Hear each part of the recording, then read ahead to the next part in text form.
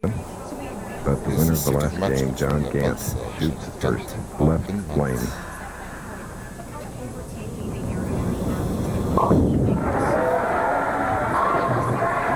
Puts the pressure on immediately. Now, let's get better acquainted with Bob Belmont. He's been on our show before. He was fifth in Windsor Locks, Connecticut, about a year ago in the Tums Classic. Here's his first shot. One of the four lefties in the field.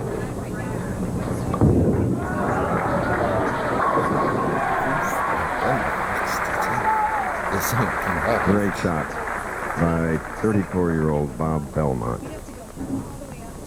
He led the tournament 2 or 3 rounds, then faded away, and he says that he usually bowls well when scores are low because he is a great spare maker.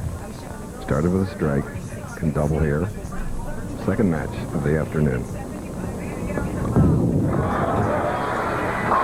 And in the Johnny Petraglia Open, he has a double.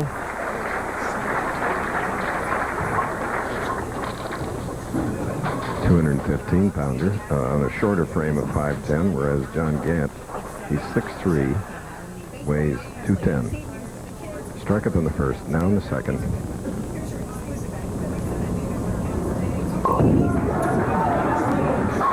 So we're all even. Nelson Burton Jr. Today, and I really believe, Randy, I think he bowled awfully well today, and I thought if you could have gotten by that first game with John Gant, you could have run the table. Well, you know, who's to say? I mean, you know, you get the first game under your belt and you get loose and you know, you get in the rhythm and stuff. I lost the pair right before we went on. The lanes went through transition, and I kind of forgot how to play him, or was undecisive about how to play him, and played him wrong. Well, your game looks sharp, and I'm sure you have a great winter tour the rest of the year. Good luck to you, pal. Yeah, he shot at 219 to John Gant's 224, and John now has strung 3, and Bob Belmont is up. Bob owns a pro shop back in Dunedin, Florida.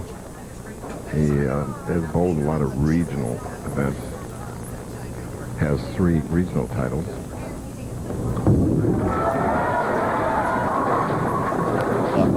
Sort of weekend of the pocket, leaving a 4-7 on the right lane for Bob.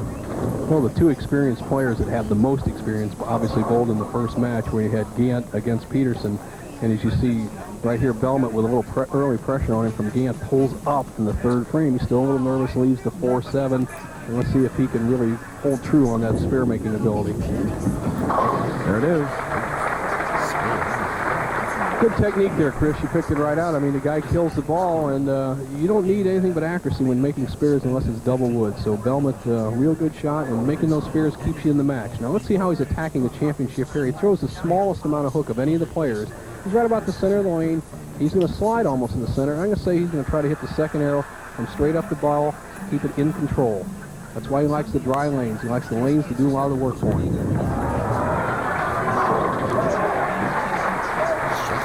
There's his father, John Belmont, native of White Plains, but now lives in Clearwater, Florida. We'll be back after this.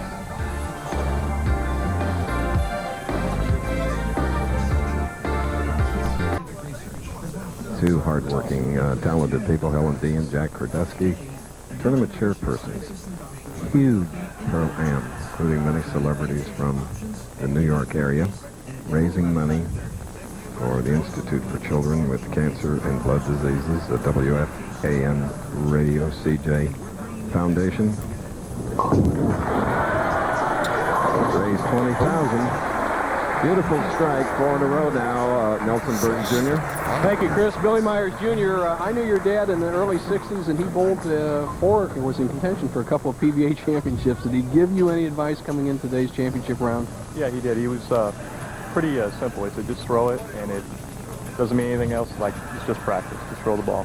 Boy, it's great if you could create that. This guy's got a lot of potential, and good luck, Billy. Back to you, Chris. All right. Now there's 5 in a row. 5 in a row.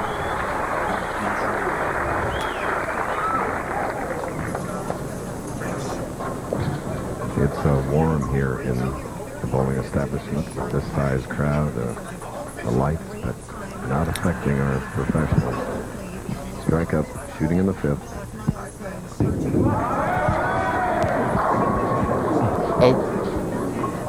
A 7. Belmont, nice and solid. It's a kind of style that will last a lifetime. You just stay in good bowling shape. Very simple, push away, everything in good position. See the ball right along the line. He's going to be on a target somewhere down around the 6th or 7th board. Good follow through. Did not get the result he wanted, but he likes to put them all in the pocket and take his chances. One of the 13 300 shooters here in this week's Johnny Petraglia Open. Bob Belmont. Belmont, a real solid game. Now let's take a look at how he's attacking the whole lane. It's a very interesting shot. He's starting in this zone. He's going to start in this, roll it, and slide in this zone, and roll it just out around the first arrow. Try to get it to work into the 1-2 pocket. Let's follow his line.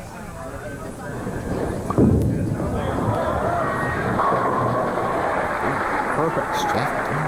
Very smooth, isn't he, Bill? Yes, he is, and aggressive, Chris. The fellow has a lot of confidence. He says if he wins today, he's going to come out on a full-time basis. He has a pro shop back in Clearwater, Florida, but he picks his spots and has been very successful.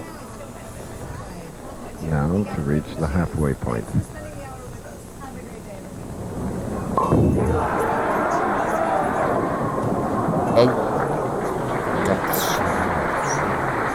That's 3 pounds. Sparling the string. 20 miles an hour, 18 revs or more on the way down the lane. The buzzsaw just throws this one through the break. It's just like hitting the putt a little bit too hard, Chris. You got it read properly, but hit him a little too hard. That's what happened with John on that shot. John with 2 PBA titles.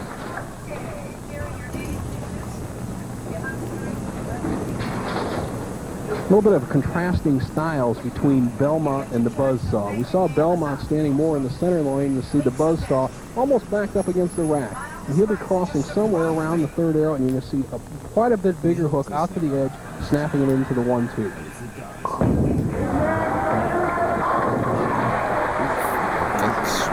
Right back striking, John Gant won the first game over Randy Peterson, 224 to 219. Will return.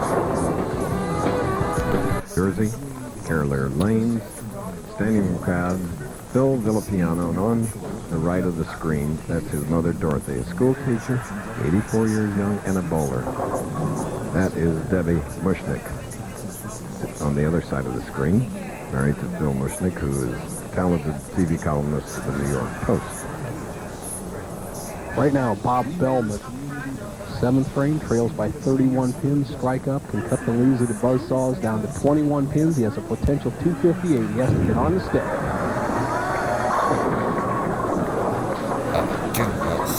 Swing on the right and a standing 7 again. Just not quite enough leverage through the lift area. One thing Belmont needs to work on to improve his tour game is to keep his left hip closer to his arm swing to get maximum leverage. He gets a little bit away from his hip, doesn't get quite that extra flip on the back end, and that'll cause the soft 7. He's had 2 of those. I must tell you that Phil Villapiano, with his mother here today, Phil is a great Oakland Raiders linebacker. Oh, there's Mr. Mushnick. Look at him, beard, mustache, neatly trimmed, distinguished, debonair, loves bowling, and they love him.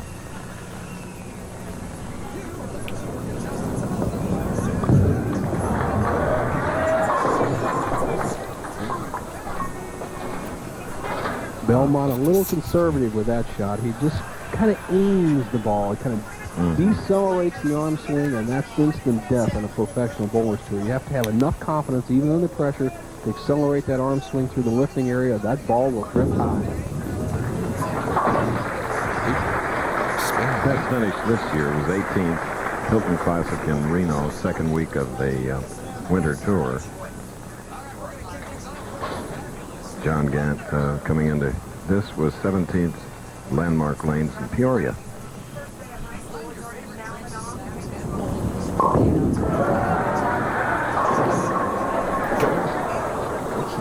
Well, let's see, that's the 4th 7 in this match. Hard to take out that corner pin, Chris, except when he hits this high. You might take it out with a 7. He actually breaks up the 6-7 split. You see the 6 pin standing there The 3-pin takes it out. The buzzsaw after it. And now, after 8 frames, here's the situation in the match. Okay, coming up next on ABC's Wide World of Sports, it's gymnastics like you've never seen it before. Top athletes show off their creativity in the Reese's International Gymnastics Cup. Plus, the road to the Triple Crown begins at NASDAQ as they present the Florida Derby and the Santa Anita Handicap for the older horses. That's coming up next here on ABC Sports.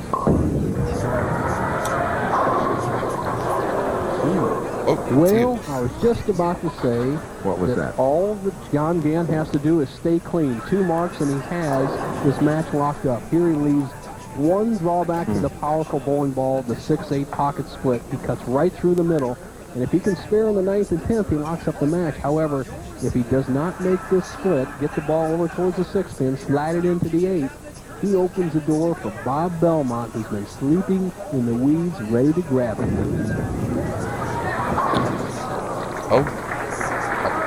2:06 through the 9th frame, Nelson. 19 pins now, and in the 8th frame, Bob Belmont has a spare up. He'll be shooting in the 9th. Gant going at a 2:26 pace. Let's throw 4 strikes on there for Belmont right here. 2:27. He must strike in the next 2 shots to have any chance to win the match. He's still in it.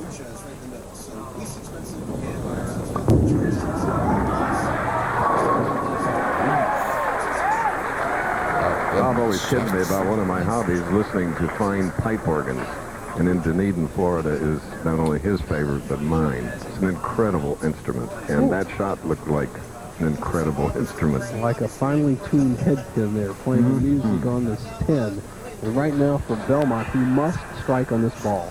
If he strikes here, he'll cut the lead down to 9 pins. However, if he doesn't, he cannot win.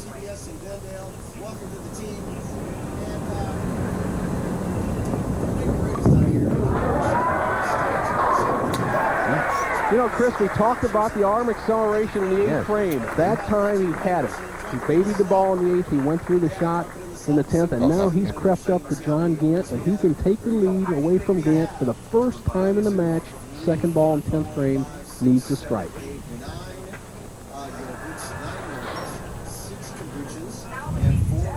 If he does not strike, Gant can possibly win the match if he doesn't get a good count without even a mark.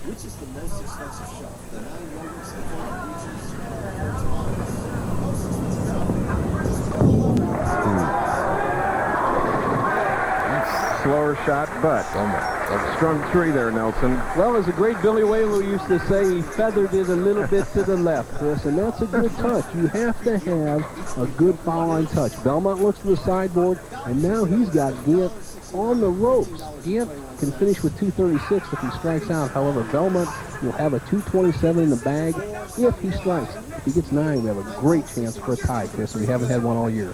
Trailing by 32 at 1 point, Bob Belmont. His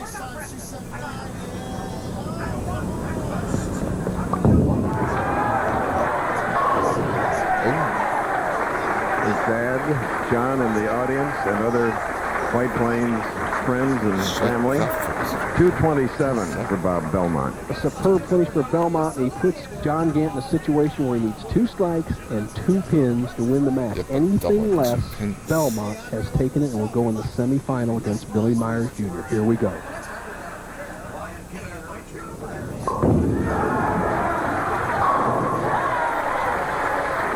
Champion that he is, the competitor. Bob can just wait, along with all of us. He shot that 2:27, finishing with 4 in a row. They could have set up tree trunks down there on that last one, Chris, and that wrist action of Gant would have knocked him over. But he needs 1 more strike to continue his march through the field.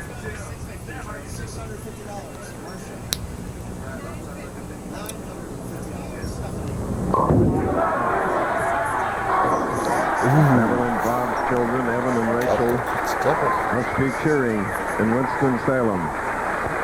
Well, Gant had it when he needed it. He got a bad break in the 9th frame, needs 2 pins, and that was a tremendous performance. My late father used to say, when you need it, you have to have a Sunday ball, and on Saturday afternoon, Gant just threw 2 of them. 3 of them? 3 of them. 2:36 to 2:27, another thrilling matches here on the PBA Tour on ABC.